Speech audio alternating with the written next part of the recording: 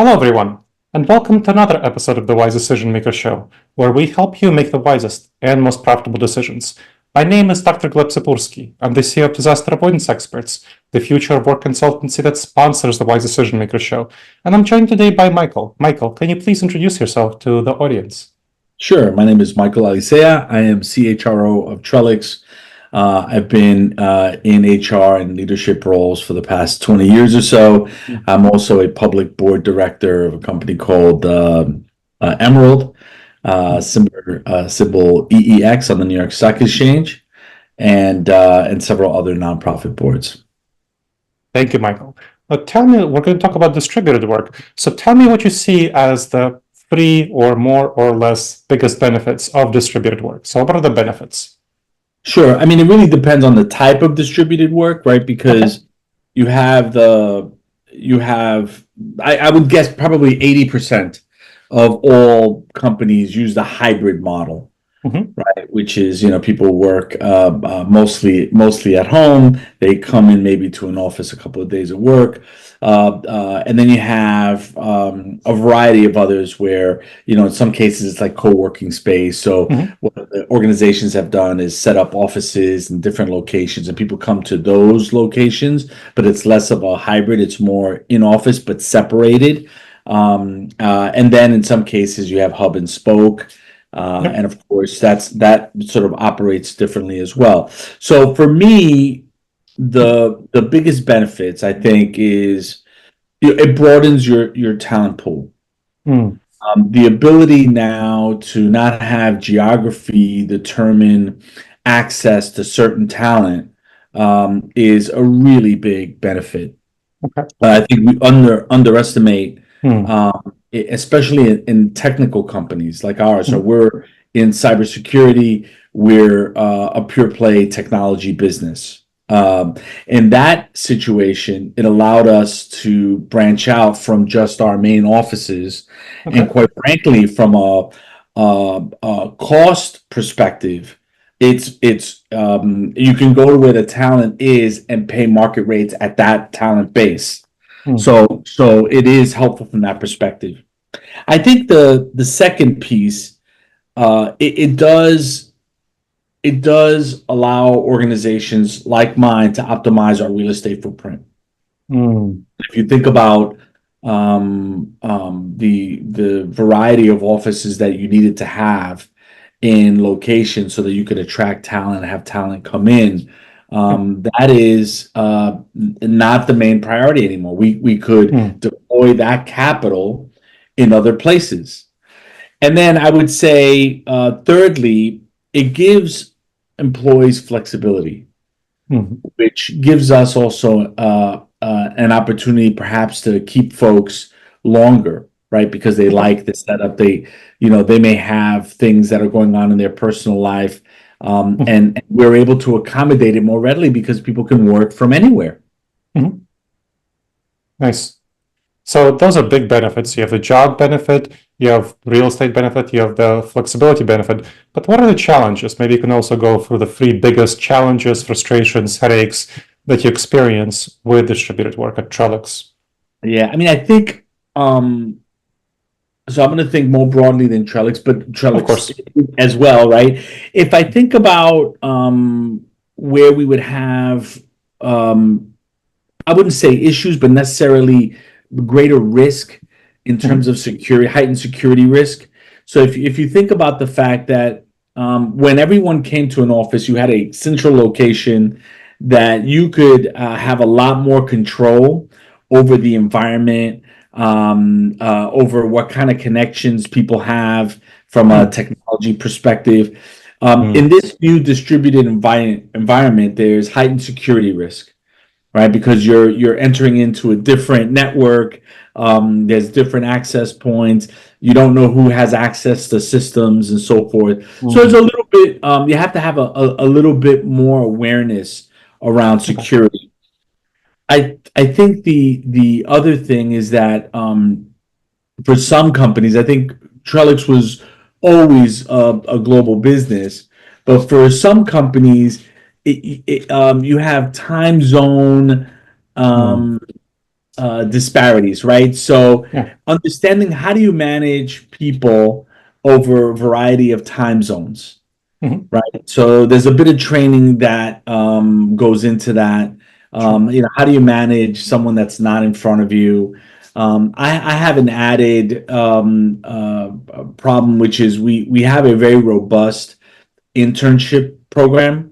Hmm. And so, what do you do with those? Right? You don't have Mm. centralized business hubs, and so how do you get them to buy into your culture? How do Mm. you make sure that they're productive, not only for the company but also Mhm. for their learning and development? Sure. So these are things that we figured out how to work around, and we manage Okay. them by being sort of mindful of the fact that we have Hmm. this situation. And I think the third piece, and this is something that companies are just now really starting Hmm. to grasp, is there are some complexities around how you deal with compliance, right? So Mm. I'll give you a perfect example. Yeah. Um, we operate across the globe, Hmm. and but we don't have business in every country, and we don't have Mm. businesses in every state. Sure.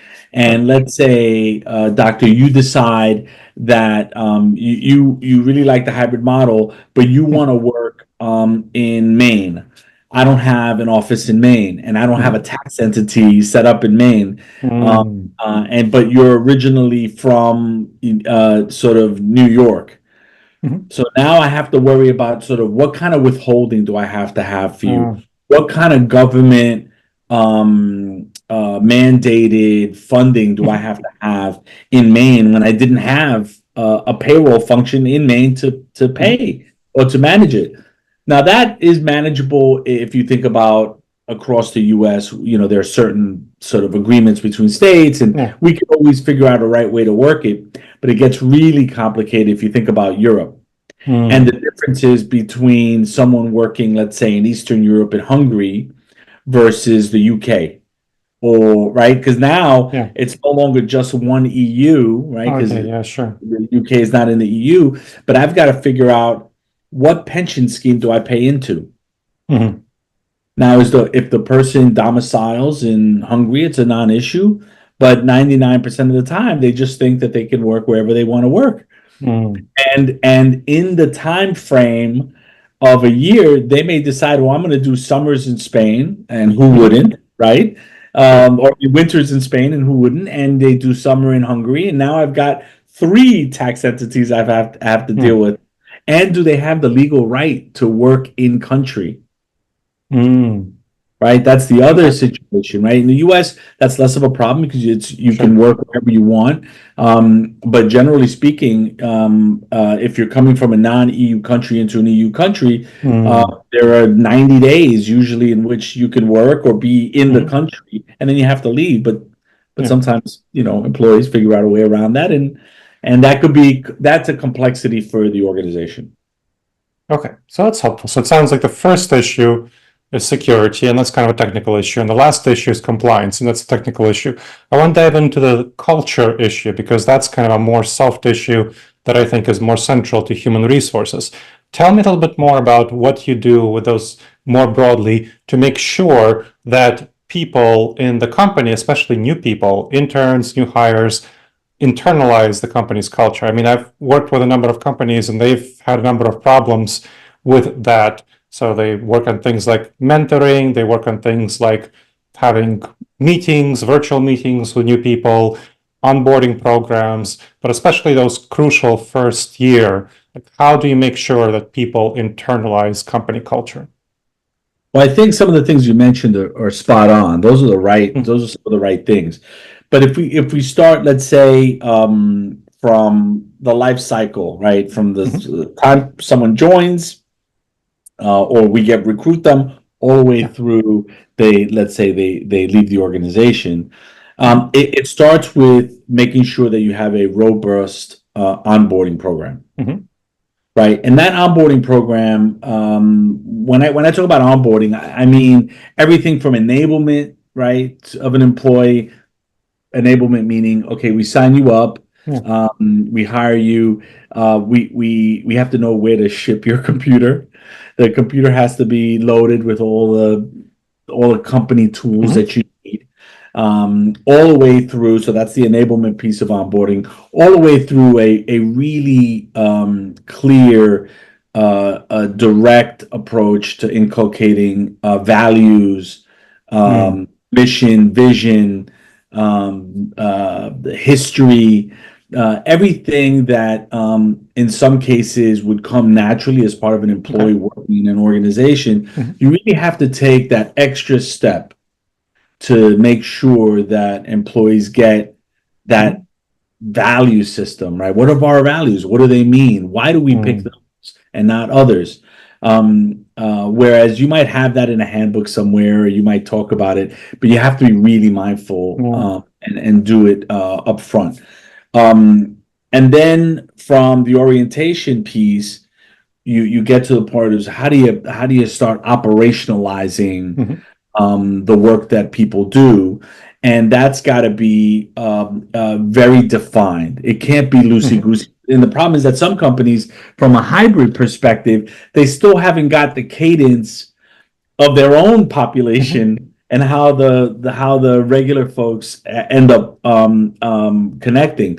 So, one of the things that we did is said, hey, when you're on a call, you're on video, right? That's just core, right? We want to see you, we want to interact with you. Not all, I mean, sometimes things happen and you can't be on video, right? Sure. That's, I wish I had a dime every time I got on a meeting and something happened where somebody says, well, I can't, my network won't allow me to join. This is the life we live in now, right? Everyone says that. But for the most part, people, you have to join, you have to show video. Secondly, have set, in the case of interns, have a set time every week where it's a staff meeting or what I would call an engagement meeting with the new employee or set of employees in your department, so that they all know that there's a touch point every time, right? Having a way to calendarize things. You have to, again, be a little bit more meaningful and planful, because you just can't say, all right, you see someone in the hall, go, oh, let's meet for 10 minutes. It's very difficult to do that in this world, right? So those are some of the things. There are a variety of other things that we did. One of the things that we made sure is that we, at least in the first 3 months of someone's employment, we bring them together in some way, shape, or form at a centralized location, because I think nothing builds trust like face to face. And so that's proven to be very successful. We've got great statistics around our internship program. 83% of our interns either come back or get hired on. So that's been very successful. Great. The second side of that, which is interesting, that we didn't talk about, which is not so much about the interns, but like the average employee. Okay. Right. So interns are interesting because they have a beginning, a middle, and the program ends, right? So, but you have to have almost the same level of mindfulness for our regular employees, right? With make sure you still have the quarterly check-ins.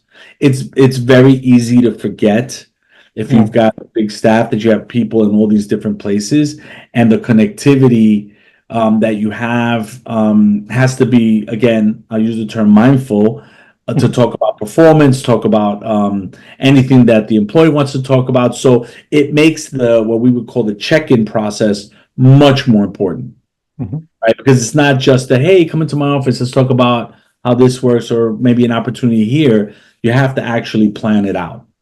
And then making sure that the performance management component is pretty strong. So you get 4 check-ins, and then once you get a really good performance management discussion.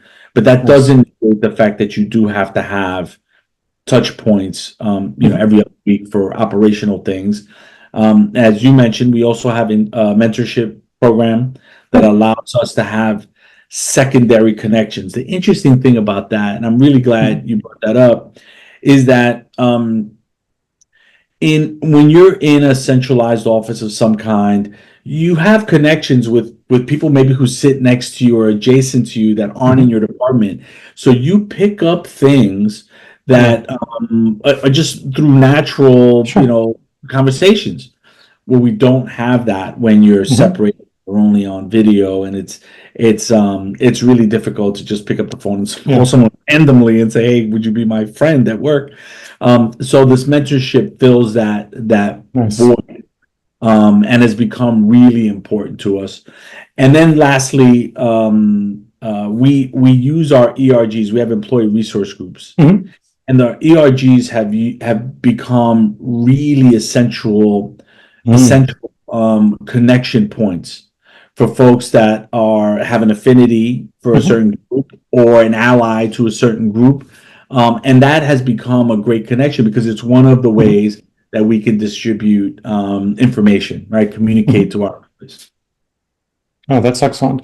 Now, I'm curious, you mentioned something about training before, and I noticed in the clients I help that there's a lot of training that has to go on, especially for managers who are not used to the kind of things that we're talking about here. So it's not only a matter of setting up the systems, but also training managers on how to implement them effectively. I'm curious what you found about some of the challenges that might be involved in training managers to do this new style of work when they've been used to managing by walking around.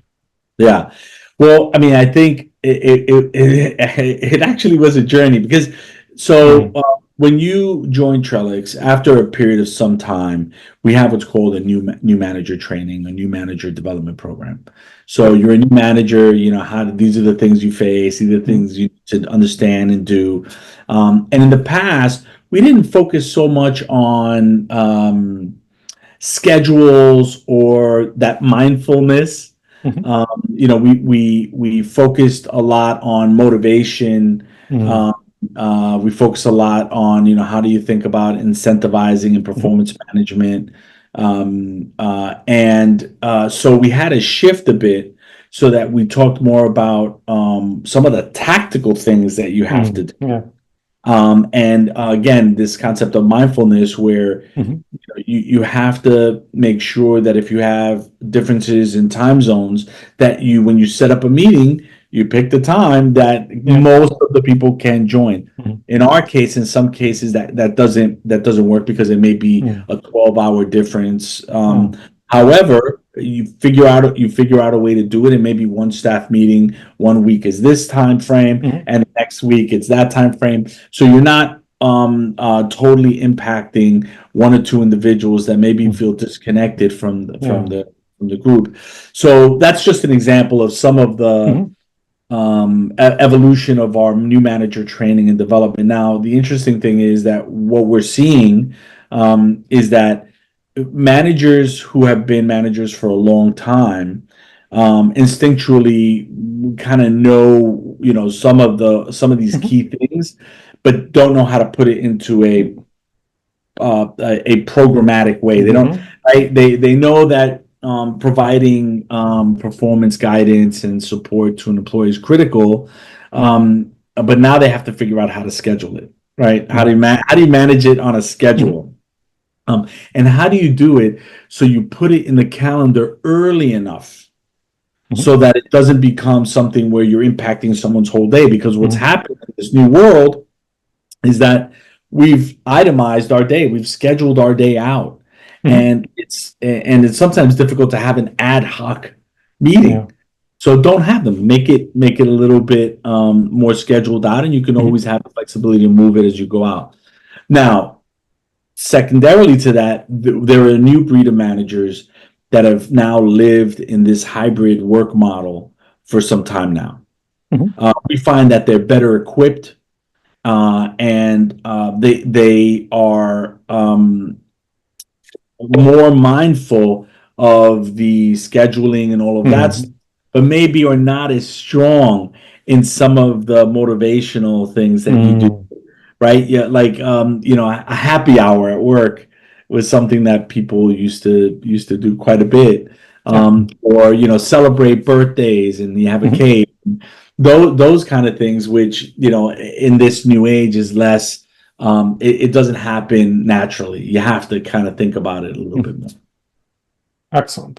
Well, these tactical tools, I think, will be very helpful to the audience. Now, as we finish up, what do you think will happen with the future of distributed work at Trellix, elsewhere, whatever you want to comment on? Well, I think it's here to stay, first of Mhm. all.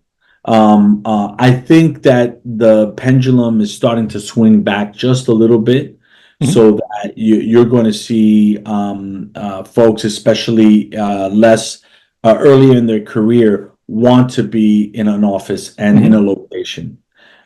It's not only because of sort of the work aspect, but the socialization aspect. Mm. And we're seeing that. We're actually seeing it. So if we look at some of our locations, Mhm. we notice that, we've tried to mandate it. We've tried to have people come in. Mhm. But unless there's a solid reason for them to come in, they Mm. won't, except Yeah. for that early in career that Mm. looks to meet with their friend who's also early Mm. in career. So I think you're going to see that we're going to have a hybrid work environment going forward. You're going to see that there are going to be some offices that are going to be built to bring clients in, Mhm. and they'll be nicer. They'll have more technology. There'll be landing spots. Because Mm. how do you bring an organization together, a team meeting? From a cost perspective, the only way to do that is, you get a hotel or you rent a space. Mhm. And I think some companies are investing in that, client spaces Mm. that can also serve a dual purpose and bring teams together. Excellent, Michael. This has been very helpful. I really appreciate you sharing your expertise. Awesome. It's great chatting with you. And I appreciate some of the articles slash, blogs that you've been doing. I've been following you. Oh, good. I'm glad to hear it. And thank you to the audience for checking out another episode of the Wise Decision Maker Show. Please make sure to subscribe wherever you checked out the show and leave a review. It helps others discover the show and helps us improve the show. Thank you.